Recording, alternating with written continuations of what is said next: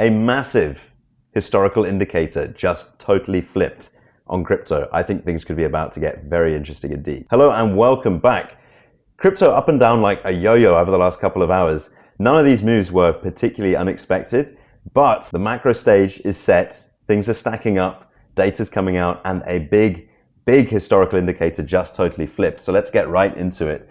Bitcoin, as you can see, currently trading at a price of $108,591 after this massive whipsaw movement we saw just over the last couple of hours. You can see we are down about 5% from highs put in earlier today, and I actually managed to snatch defeat from the jaws of victory with this one once again, because we peaked out at about $114,000, which was just $600 less than my entry price for my big leveraged long position on Bitcoin. Relatively big, okay?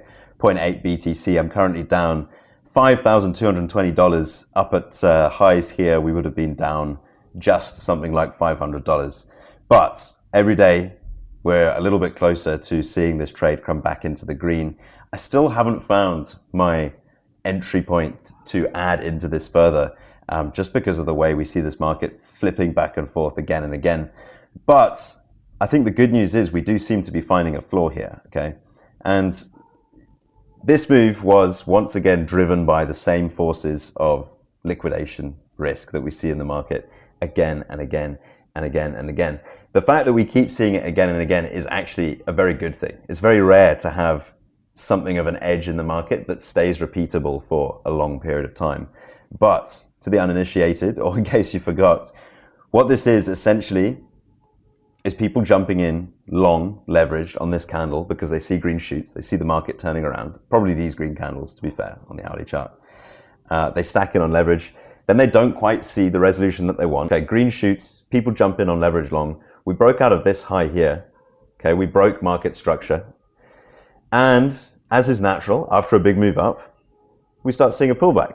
But because all of these people are over leveraged in those positions, that pullback causes emotional capitulation, i.e. people closing their trades out of choice. It causes stop losses to go off, i.e. people being closed out of a position and forced to sell that position. And it causes liquidations, i.e. people being forced to essentially sell their whole account, or they have the whole account sold, the whole margin, I should say, sold on their behalf by the exchange. And that is all forced, rapid selling on the market, so prices come down once again. The good news is, every time that happens, the market invariably, of late, flips, and everyone goes short. So when there's a lot of short liquidation risk in the market, the exact opposite can happen to the upside. And I've been saying this, I've been banging this drum for weeks now, okay, ever since we had this massive $19 billion liquidation event leading to this huge sell-off.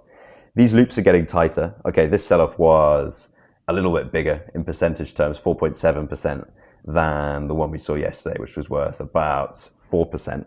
But nonetheless, the resolution we're seeing on these is quicker and quicker and quicker. And now, actually, the floor is rising. And the reason for that, in my opinion, is that retail is just running out of steam, running out of motivation, running out of mania, and the willingness to jump in on borrowed money on these long leverage trades, okay? And eventually, when they reach capitulation, when they're so demoralized and there's no more money left to borrow, no more money left to throw into the markets on high leverage trades, at that point, the market will no longer be relying so heavily on these ebbs and flows of liquidation risk. And the big players can see this happening, and they can see that it's no longer worth waiting for more pain in the market. It's time to sweep in with big orders. You can see the fear and greed index is at 33. This is actually up a little bit over the last couple of days. But once again, of course, a load of people to jump in short. And as the pool of traders on the short side of the market grows, we're now at over $5.5 billion worth of short liquidation risk to the upside. So comes with it the risk that those shorts start getting liquidated on a significant move to the upside, which would further add fuel to the fire and extend that move up. So while retail is getting more and more depressed, more and more upset, while they're running out of steam to jump in on these long positions, I think it's very easy to forget where we are in the market, how far we've come. Look at the macro stage, right? We know that the Federal Reserve is looking to pull the plug on its long-running effort to shrink the balance sheet, okay? i.e. that is an end to quantitative tightening, and that signals the beginning of quantitative easing, money printing, injecting liquidity into the market. We know that there is currently a 98.9% chance of another 25 basis point rate cut at the next FOMC meeting. A rate cut means cheaper money. Cheaper money means an injection of liquidity into the market. We know that the whale wallets, the accumulator wallets who buy Bitcoin and don't sell, are about to surpass holdings of 3 million BTC. And yesterday, we had the Federal Reserve of the United States of America holding a payment innovation conference, okay, with speakers like Chainlink, Circle, etc. Look at some of the notes from this. So I wanted to have a conference that focused on the new technologies that have come from the DeFi and crypto worlds, and now they're entering the mainstream payments ecosystem. Second, and this is the important part, I wanted to send a message that this is a new era for the Federal Reserve in payments. The DeFi industry is not viewed with suspicion or scorn. Rather, today you are welcomed to the conversation on the future of payments in the United States and on our home field. Something that would have been unimaginable a few years ago, and that is absolutely right. The Federal Reserve hosting a payments innovation conference with a focus on DeFi, on crypto, would have been absolutely unimaginable just a few years ago. Look how far we have come. But what's also just happened, just today, is a massive historical indicator has flipped, and that is gold prices. Look how far down gold has come from this sort of double top that we put in yesterday. We are down 7.5%. If we actually measure this all the way to the lows, it's even more than 7%.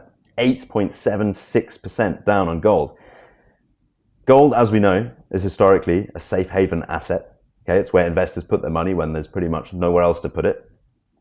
But look historically at the correlation that we've had with gold prices and Bitcoin prices. What we've seen over the last couple of market cycles is when gold tops out, i.e. stops trending up and starts trending down, like, for example, Sunday the 20th of April 2025 and the 31st of October 2024, Bitcoin starts running massively to the upside. So it's essentially the start of a 62% move up in Bitcoin back in 2024. And back in April, gold trending down was the start of a 65% up move in Bitcoin.